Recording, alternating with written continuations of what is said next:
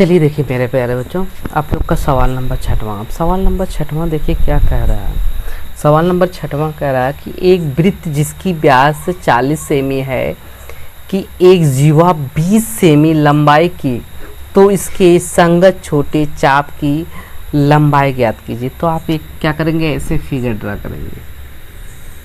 Circle है, क्या है, एक वृत्त है जिसका व्यास यानी ये आपका सेंटर कोई है, वो सेंटर यानी इस सेंटर से होकर जाने वाली रेखा को हम क्या कहते हैं, व्यास कहते हैं। सेंटर से होकर जाने वाली रेखा को हम क्या कहते हैं, व्यास कहते हैं। व्यास कितना है आपका, 40 दिया है, 40 सेमी। जब व्यास 40 है तो इसका आधा क्या हो जाएगा, त्रिज्या हो जाएगा 20 सेमी। त्रिज्या क्या हो जाएगी, 20 सेमी हो जाएगा, ठीक है ना।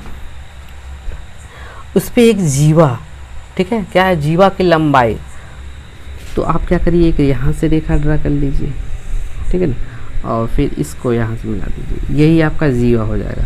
तो जीवा कितना है, 20 है, 20 सेमी। यहाँ जीवा दे दिया 20 सेमी, तो ये 20 है तो ये भी 20 होगा। तो ये अब देखिए ये रेखा और ये रेखा दोनों समान है ना, क्योंकि सेंटर से जा रहा है, क्योंकि त्रिज्याएँ है ना, त्रिज्याएँ क्या होती है, वृत्त की हमेशा समान होती है।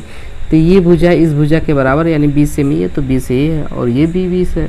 तो ये क्या हो जाएगा, कोण कितना हो जाएगा, 60 है, क्योंकि समबाहु त्रिभुज बन जा रहा है, ओ ए बी। अब हमें यही देखिए कह रहा है कि संगत छोटे चाप की लंबाई, यानी इस चाप की लंबाई हमें क्या करना है, ज्ञात करना है, इसका मान यानी इसका यल का मान ज्ञात करना है, ठीक है ना। तो यहाँ पे लिखेंगे सॉल्यूशन में, सॉल्यूशन। अब वृत्त का व्यास, वृत्त का व्यास,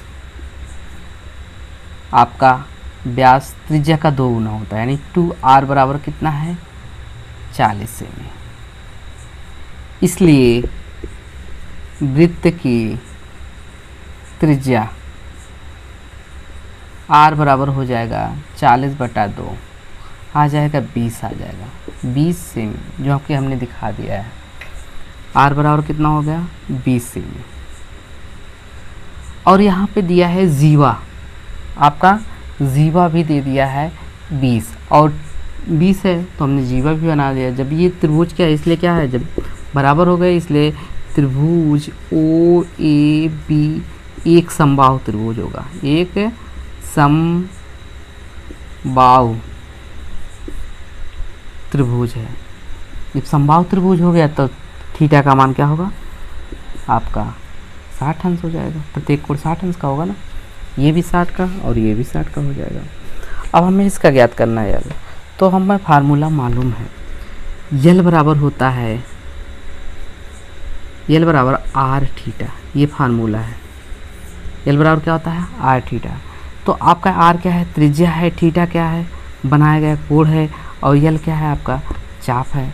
तो यानी आपका यल बराबर हो जाएगा आपका, ठीक है, यही लंबाई है, यल बराबर हो जाएगा आपका आर का मान कितना है, 20, और यहाँ पे थीटा का मान 60 अंश है। अब थीटा को हम क्या करेंगे, रेडियन में बदलना। रेडियन बदलने के लिए π/180 से मल्टीप्लाई कर देते हैं। 0 से 0 कैंसिल हो गया, 6 का नम 6, 6 18 हो गया। तो आपका यल बराबर आ गया 20/3 पाई रेडियन,